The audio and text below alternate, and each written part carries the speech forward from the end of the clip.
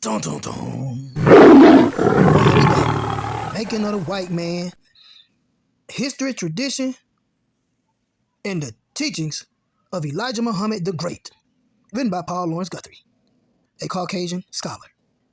Today we're going to go into more history of the cave dwellers, of the Caucasians' history while they were living their thug life in the Caucasus of the mountains.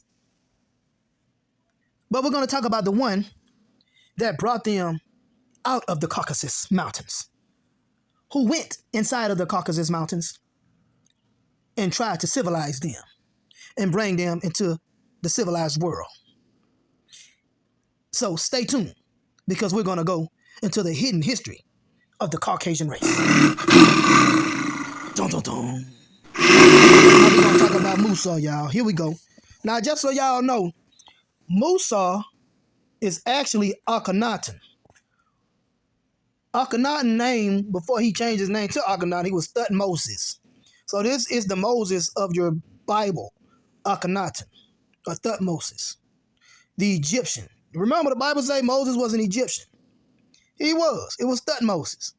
Now, how were the Caucasians able to leave the hills and caves of West Asia and to begin their climb towards civilization? Elijah Muhammad the Great, teaches that a man named Musa, or better yet, I'm going to just say Akhenaten. A man named Akhenaten was sent to lead the Caucasian pinkish pale race back into the light of civilization. So in 2000 BC, Akhenaten traveled into the interior of Europe. There he began the tremendous task of introducing the Caucasian people to the laws of civilization. Now I'm going to tell y'all something. Ain't nobody else going to tell y'all this shit until you start connecting the dots and understanding the history of, like, Akhenaten. What would make Akhenaten do this? See, let me tell y'all something. Akhenaten started something that was new in Egypt. He was the one that went around defiling the statues of the gods of Egypt. He was bringing in something new, a new religion of a sun god, of this one God. Okay? He was bringing in something totally new. And he was expelled from Egypt because of it. And in his rebellion, because he was trying to destroy the priesthood of Amun-Ra, again, he was cast out. And guess where he went? He went straight to the Caucasus Mountains, because he knew it was some rebels over there, some savages over there.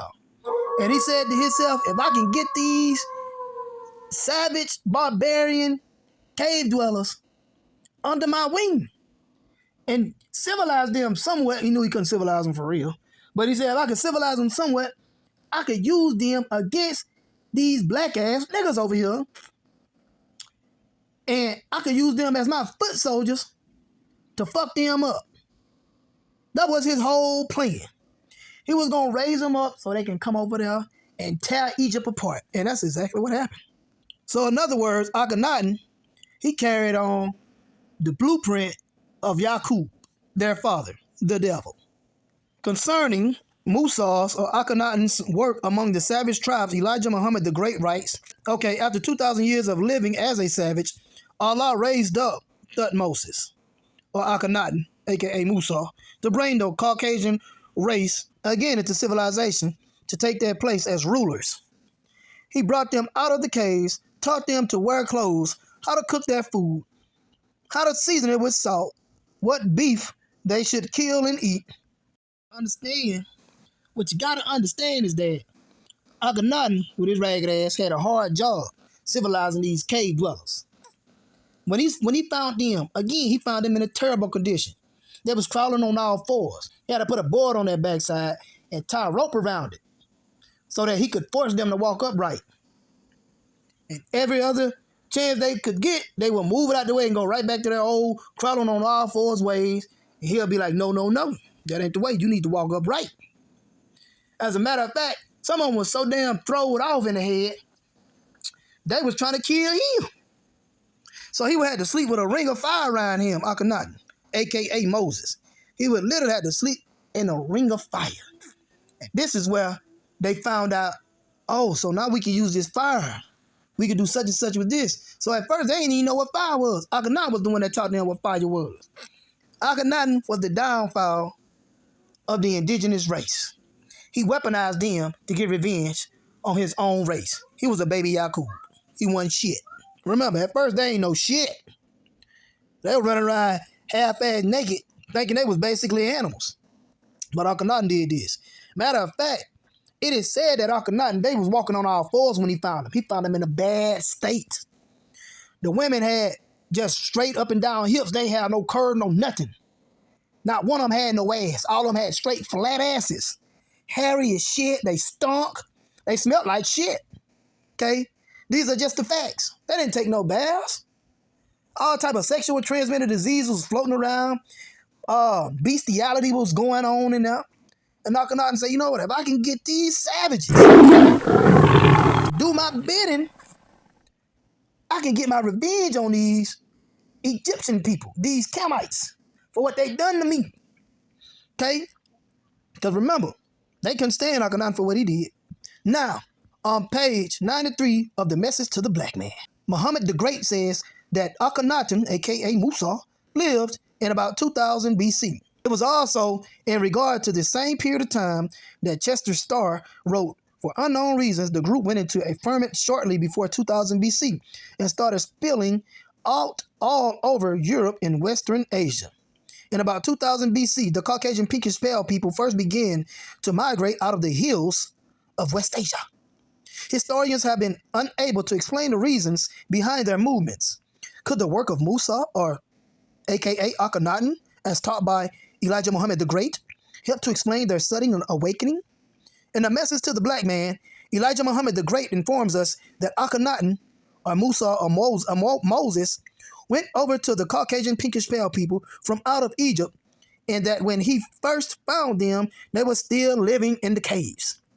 Other details from the life of Akhenaten and his perilous journey into the European wilderness are outlined in the book The Story of Mankind by Hendrik William Van Loon. Man, this scholarship is beautiful, y'all. I love the scholarship. Like, he giving you book references of how to tie this stuff in. On page 17, Van Loon talks about the man from Egypt who first led the Caucasian pinkish pale people out of the caves. Where we at? And into the light of civilization. On page 17, Van Loon writes, these earliest ancestors of ours who lived in the great European wilderness was rapidly learning many new things. So this man, Paul Guthrie, is backing up exactly what the Honorable Elijah Muhammad the Great has taught us.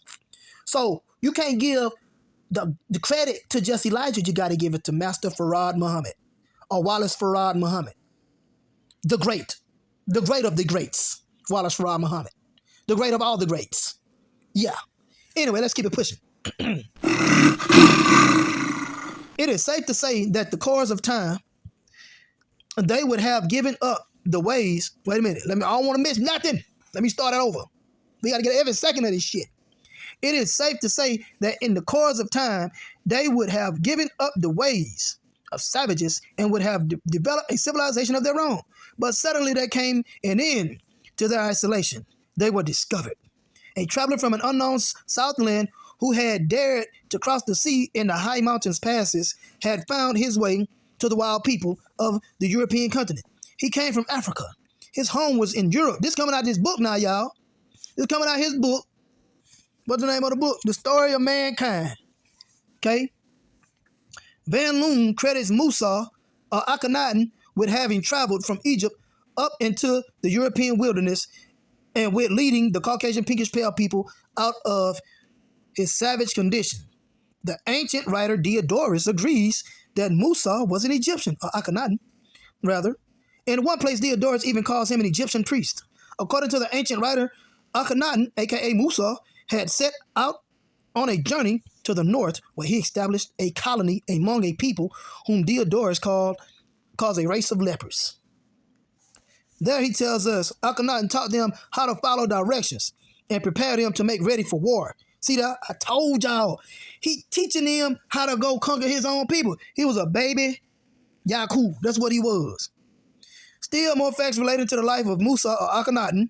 can be found in the writings of the ancient Egyptians. Such writings tells us of a man known as Uzar-Seth, who had left his home where he lived in the city of Heliopolis.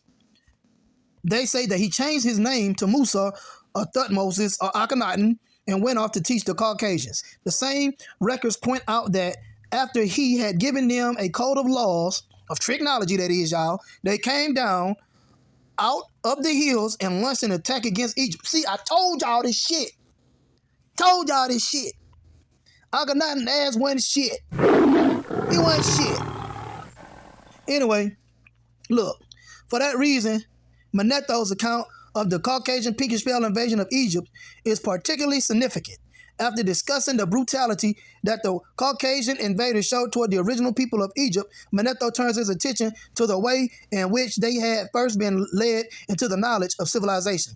Concerning their attack on Egypt and the Egyptians who had taught them, Manetho writes, not only did they set cities and villages on fire, not only did they pillage the temples and mutilate the images. See, this some Akhenaten shit. He wanted to continue to destroy the priesthood of Amun-Ra. So he even had the Caucasians. See, you wonder why they were shooting the noses off. Akhenaten put that shit in their head. See? But not content with that, they habitually used the very sanctuaries as kitchens for roasting the venerated sacred animals and forced the priests and prophets to slaughter them and cut their throats and then turned them out naked. It is said that the priest who gave them a constitution in a code of laws was a native of Heliopolis named Osaphrus. I don't know how to say that shit. Osaphr. After the Heliopolian god Osiris. And that when he went over to this people, he changed his name and was called Moses or Akhenaten. See, Akhenaten was trying to be slick, want to change his name and shit, thinking nobody wasn't gonna know who he was. See, to the Caucasians, he was dead. But to the Egyptians, they knew his ass as Akhenaten. Okay? Trying to hide his identity, trying to throw a rock and hide his hand, using them, trying to weaponize the Caucasians, do his dirty work.